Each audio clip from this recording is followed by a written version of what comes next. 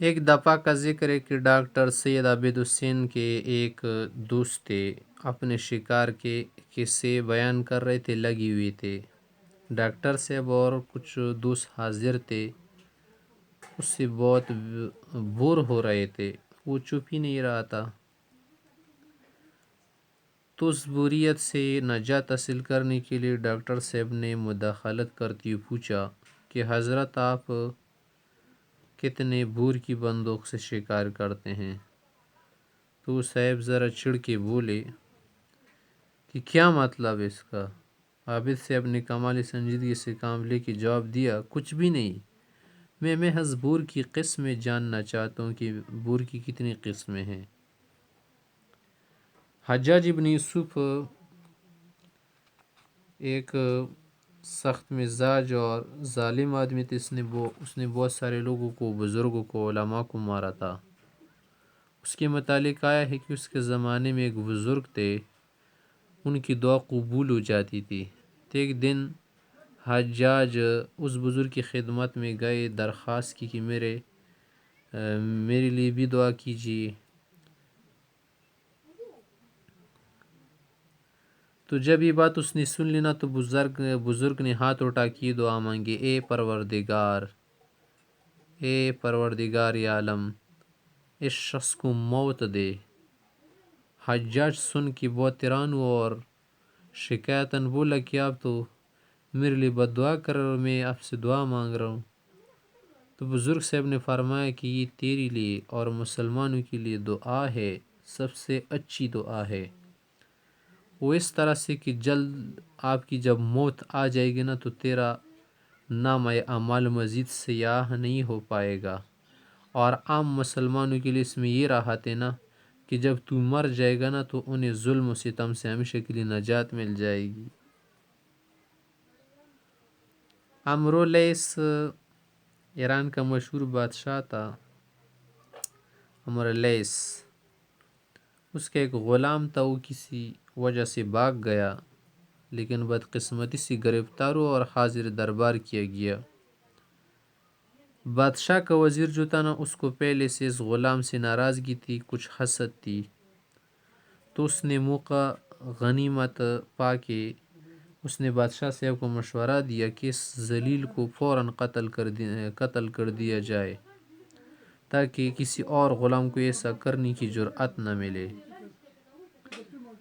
غلام نے وزیر کی یہ بات کسی طرح سے سن لی تو سمجھ گئے کہ یہ ظالم وزیر دشمنی کی وجہ سے مجھے قتل کرانا چاہتا ہے۔ تو اس نے بڑے ادب سے کہا کہ حضور، یہ غلام جو ہے نا بادشاہ سلامت کا نمک خوار ہے، اس کا نمک کھایا ہے، مجھ سے ایک قصور ہوا ہے، اس کا مجھے اعتراف ہے، لیکن میرے دل سے آپ کی خیرخواہی اور محبت ابھی تک کم نہیں ہوئی، لہٰذا ایک عرض کرنے پر میں مجبور ہوں کہ مجھے قتل کرا کے آپ اپنی گردن پہ میرا ناحق خون نہ لے، ایسا نہ کہ قیامت کی دن آپ سے باز پرس ہو جائے تو آپ جواب نہ دے سکے، لیکن اگر آپ نے مارنا ہی ہے مجھے اور یہ آپ کو مقصود ہے تو اس کے لیے پہلے آپ جواز پیدا کر لے۔ بادشاہ نے جب یہ بات سن لی تو پوچھا کہ وہ کیسے ہو سکتا ہے؟ تو غلام نے فوراً بولا کہ اگر حضور اجازت دینا تو میں اس وزیر کا کیا کروں، قتل کر دوں، تو بے شک اس گناہ میں پھر آپ مجھے قتل کرا سکتے ہیں۔ غلام کی بات سن کے بادشاہ کو ہنسی آ گئی اور اس نے وزیر کی طرف دیکھ کر پوچھا کہ اب تیرا کیا مشورہ ہے؟ وزیر خوف سے کانپ گئے اور عرض کیا، حضور کے اس فتنے کو اپنے بزرگوں کے صدقے آزاد کر دو تو اچھا ہی ہوگا۔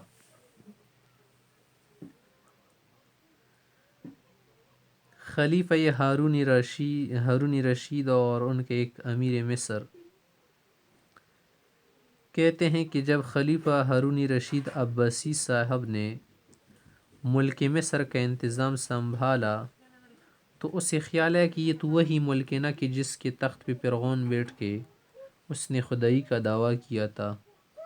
تو چنانچہ اس نے یہ ظاہر کرنا چاہنا کہ مصر کی حکومت کوئی بڑی چیز نہیں، اس لیے اس نے یہ کیا کہ اپنے ایک غلام کو مصر کا حاکم بنا دیا، لیکن وہ بہت کم عقل اور بدصورت اور نام اس کا خصیب یا خصیب تھا۔ ایک بار اس کے دور میں مصر کے کسانوں نے اس کے دربار میں حاضر ہو کے فریاد کی شکایت کی کہ دریائے نیل میں سیلاب آنے کی وجہ سے ہمارے کپاس کے سارے کھیت برباد ہو گئے۔ تو خصیب نے بھرے دربار میں کہا کہ تم لوگ بھی عجیب ہو، بیوقوف ہو،